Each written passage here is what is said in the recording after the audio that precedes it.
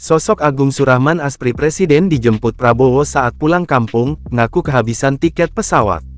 Nama Agung Surahman tengah ramai menjadi perbincangan karena dijemput oleh Presiden Prabowo Subianto saat pulang kampung di Bengkulu. Dikutip dari Kompas.com, Agung Surahman terpilih menjadi Aspri melalui Rapat Nasional Partai Garuda. Saat itu, Prabowo menanyakan kepada hadiri apakah Agung layak untuk menjadi Aspri. Sebelum menjadi Aspri Prabowo, Agung pernah bekerja sebagai pegawai bank di daerah Sumatera. Ia juga pernah bekerja sebagai admin perusahaan hingga wirausahawan. Sosok Agung sempat viral pada April tahun 2024 lalu.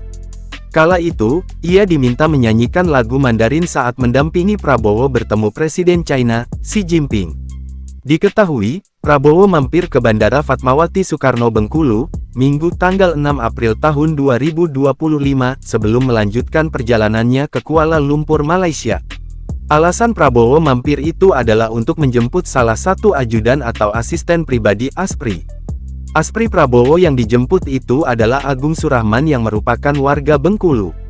Agung memang tengah liburan ke Bengkulu sembari mudik lebaran menemui keluarganya.